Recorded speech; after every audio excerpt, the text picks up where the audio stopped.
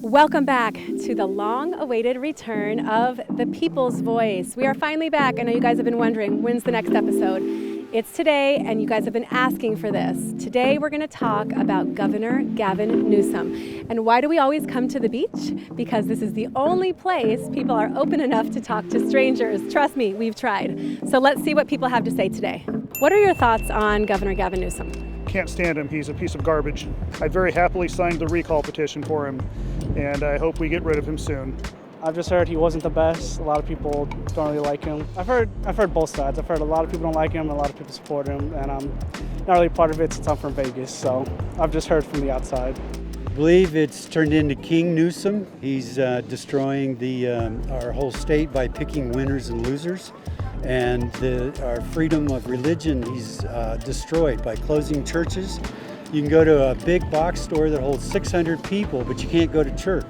You can buy pot, you can buy liquor, but you can't go to church. I just think he's going down the wrong path. But you look at a state like Florida, it's been open and the numbers are basically the same, and so King Newsom has to go. Not being from here, I haven't heard a lot of specifics, but I know there's like a stereotype of California being really shut down and a lot more liberal in their ideas of how to contain like COVID-19 and the spread of it. And so I know that they've definitely been a lot more strict. So Governor Newsom has been accused of not practicing what he preaches when it comes to the COVID restrictions. What are your thoughts on a leader who doesn't follow the rules everyone else has to follow? That's very hypocritical. I wouldn't follow them because you should, like you said, you should practice what you preach. If you come on saying you should wear a mask and you don't, that's pretty messed up in my eyes. I know a lot of people don't care because he has authority or whatever, but still you should hold yourself accountable to your own rules. It's hypocritical. It's not setting a good example for everybody else, especially when he says you need to wear a mask, and then he goes to dinner with all those people, and a lot of them are medical people, and they're all sitting around without masks on. So I don't know, I think that you need to lead by example. That helps a lot. Integrity is a huge part of leadership, and being a person who can authentically communicate what they're doing in their own life. And so I think as a leader, you're held to a higher standard of being above reproach. And as a leader, you've been put in a position for people to follow. So if you want people to follow you, the first thing you have to do is be doing what you're asking them to do. And so I think that's just like a basic concept of leadership. Well, I think that speaks pretty soundly of how he's mismanaged our state all this time. And again, just shows that the classic statement, rules for thee and not for me, it clearly he thinks it applies to him. Well, as you know, there is a recall petition that is actively happening with just under 2 million signatures.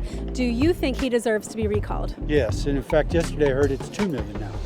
So I definitely believe that he needs to be recalled. His next move is the White House.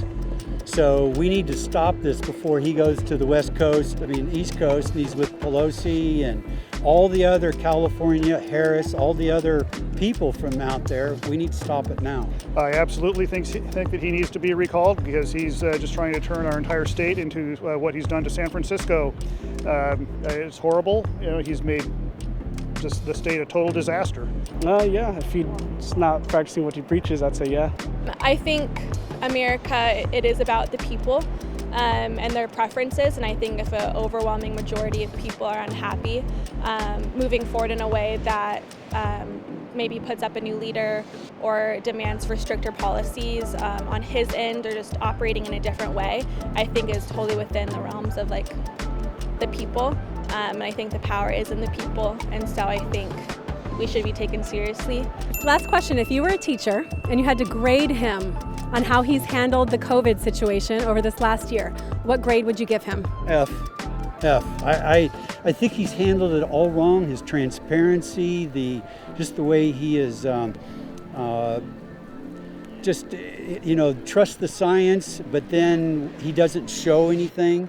And then later it's like we get 1 million signatures and all of a sudden everything starts opening up, but he doesn't tell you why. It's just, he needs to be more outgoing with all the information and be honest about things. I'd say D. That's pretty generous, I'd say. Below average, I'd say. Not the worst, but still, I feel like he could have done a lot worse. absolute F failure, flunk, forcing all the businesses to shut down. I've lived here since I was 4 years old, here in Huntington Beach, and watching businesses that have been here for generations, family owned by the same families for generations, that are now gone, never to return because of his ridiculous lockdown measures, where other places like South Dakota, Florida, whatnot did not go to such extreme measures, and businesses are still there. Thank you guys for joining us on this episode of The People's Voice, where we talk today about Governor Gavin Newsom. What do people really think about how he's handled COVID? It seems to be not so well in his favor. People in state, people out of state, everybody has their opinion. Maybe we'll tune in for another episode on Gavin Newsom. Thanks for watching.